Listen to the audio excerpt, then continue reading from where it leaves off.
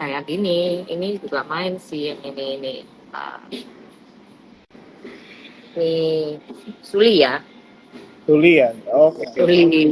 Suli kemarin itu saya ada target di sini ya 216. Ini panahnya masih belum tercapai.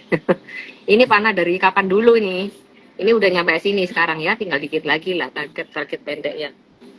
Ini cuman kayak 3 hari lah ini ya fast rate-nya. Jadi kemarin ambil dari bawah sini. Ini sudah 1, 2, 3 hari ya lumayan lah ya upside-nya dari 130-an ke 200. Ya, oke lah. Gitu. Jadi cari saham-saham yang kalau memang mau yang naiknya lumayan kenceng ya cari-cari saham-saham yang market cap-nya kecil gitu untuk di tradingkan gitu. Oke. Menarik nih ya. Tadi jadi dari nanya mengenai sentimen apa yang diperhatikan, C. Helen kasih cara analisa seorang C. Helen lah ya, gitu ya. Bisa dibilang jadi memang ini bisa juga seperti ini ya teman-teman entrepreneurs ya, dimana kadang-kadang ada orang memperhatikan ISG dulu sektornya, tapi ada orang yang langsung berfokus ke sahamnya ya Ci ya, bisa dibilang begitu kan. Sahamnya aja. Nah mungkin pertanyaan tambahan yang aku mau tanya sama Ci Helen. Jadi kalau misalnya Ci Helen memperhatikan satu saham, boleh di-mention nggak 1 atau 2 faktor nih yang Ci Helen perhatikan terlebih dahulu dari saham ini yang nanti akan menentukan bahwa saham ini menarik atau tidaknya gitu. Ada nggak kira-kira nih? Boleh di-spill nggak? Nah, boleh nih apa nih? Yang paling penting sih 2 hal yang paling, kan mungkin lebih dari 2 sih ya, cuma 2 hal aja deh. 2 hal. Ya. Oke, karena memang pendekatannya saya secara teknikal, jadi jawabannya secara teknikal ya. Gitu. Jadi gini, kriterianya adalah saya suka saham-saham yang challenging, yang turunnya dalam, gitu. Kalau ini yang ada 2 ya, kalau yang di sisi downtrend, yang lagi turun, koreksi tajam dalam, itu saya akan menunggu fase di mana dia di titik-titik yang krusial, punya support kuat, kemudian ada indikator yang muncul yaitu golden cross ya, misalnya kalau kita pakai stokastik kita perhatikan MACD histogramnya udah mulai kayak gini ya, contohnya ya saya kasih contoh deh. Apa ya ini GCTL belum keputer sih kameranya. Oh iya karena GCTL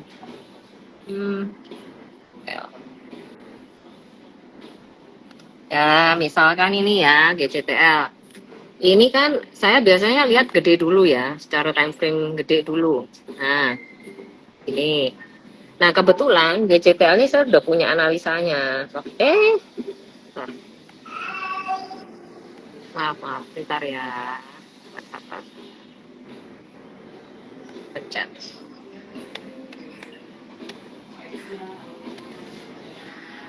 Iya.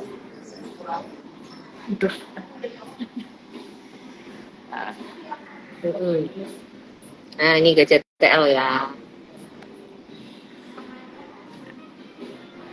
GCTL ini kemarin dulu itu saya udah pernah analisa nih pakai Elliott Wave. Jadi saham-saham yang udah mencapai titik 5 wave-nya, wave 5, dia akan turun cenderung mengalami koreksi yang cukup dalam biasanya ya.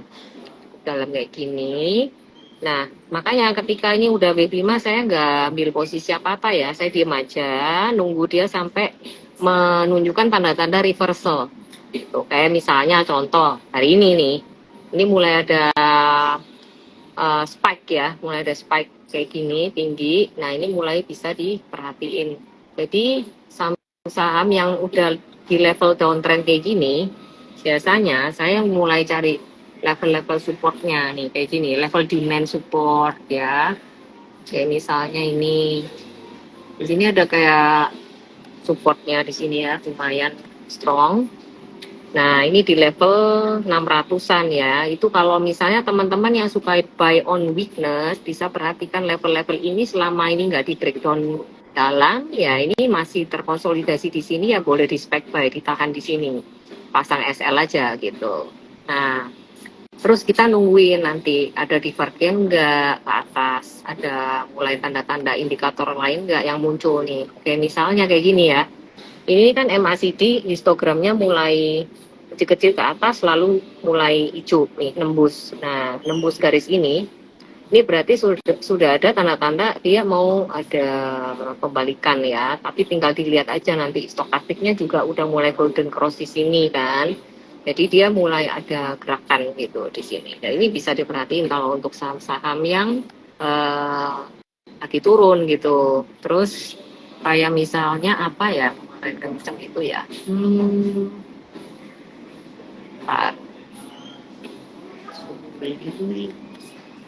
Pak, ini Pak,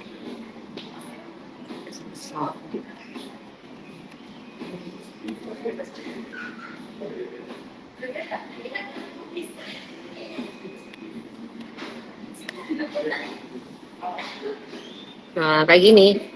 Misalkan teman-teman ketemu saham-saham yang volatile gitu ya, misalnya yang kecil-kecil, gerakannya ringan, itu bisa dilihat kalau misalkan dia ada pattern-pattern reversal, candle-candle yang mulai muncul kayak gini ya, candle-candle spinning, itu mulai diperhatiin, terus ada support-support di sini enggak? Kalau ada support-support mulai diperhatiin ini apa namanya level-level ini loh. Nah, ini itu bisa salah satu indikatornya ya. Terus ini kayak ada tanda-tanda golden cross naik, kemudian ada MACD-nya juga oke, terus dia breakout ini ya udah dicoba aja, dan pattern-pattern lain ya yang ada, misalnya pattern ini A B C D kayak gini, ini bisa naik cepat ini kalau kayak gini gitu. Oh, Contohnya kayak gitu. Terus ini sahamnya Kaisang nih. Yang kemarin ngomongin politik itu kan sahamnya PMMP nih, yang Kaisang sejak Gibran diangkat jadi wakil presiden, calon, diangkat sebagai cawapresnya Prabowo ya, diresmikan. Ya.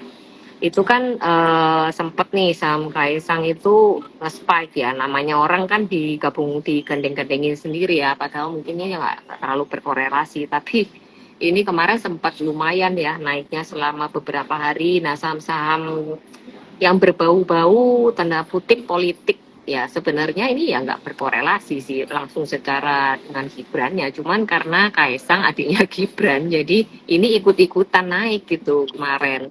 Nah, kalau teman-teman mau perhatiin saham PMMP ini bisnisnya kan ekspor udang nih ya.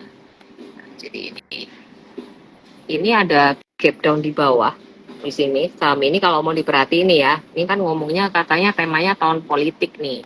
Sebenarnya ya banyak saham lain ya yang nggak harus ini juga gitu yang bagus dan menarik. Tapi karena ini judulnya tahun politik ya sudah.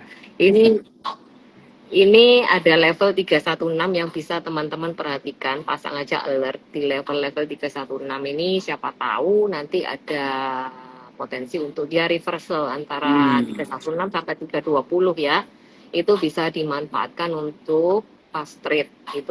Fast trade itu tergantung kita sendiri. Jadi apakah kita ini mau nunggu dia sampai target baru dijual, ataukah kita asal cuan cukup gitu 3% dilempar dibuang gitu, itu bisa juga kan. Itu fast trade terserah masing-masing kita how we treat the trade gitu kan. Jadi apakah kita memang mau TP-nya cepat-cepat aja, walaupun tuh sebenarnya upside-nya masih ada, tapi kita nggak mau nunggu terlalu lama, kita maunya cuma scalping misalkan, atau take profit fast trade-nya dalam kurun waktu time frame in a day gitu kan, nggak usah nunggu sampai besok kita udah taking profit sebelum nyampe target, pokoknya udah cuan ya dibungkus ya, bisa juga gitu. Jadi kategori fast trade sendiri itu tergantung how we treat the trade gitu, kita maunya kayak gimana. Kalau kita sabar aja, kita nggak mau yang cuma nunggu 2-3% dibungkus, kita maunya emang sampai target ya minimal 10% lah dapat ya.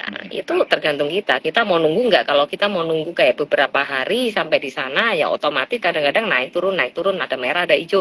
Kalau kita sabar dan kita tahu konsekuensi dari trade plan-nya itu gimana dan kita bisa disiplin ya go ahead gitu. Tapi kalau misalkan kita nggak sabaran, terus kita again profile risknya itu emang maunya cuman dibungkus aja, nggak apa-apa. Jadi itu depends kayak kita sendiri maunya gimana gitu. How time frame-nya kita yang menentukan gitu. Iya, iya, ya, setuju sih, benar-benar. Oke. Sebelum kita lanjut sih, aku mau iklan dulu kali ya. Oh iya. Ya, nah, Harus jadi dong.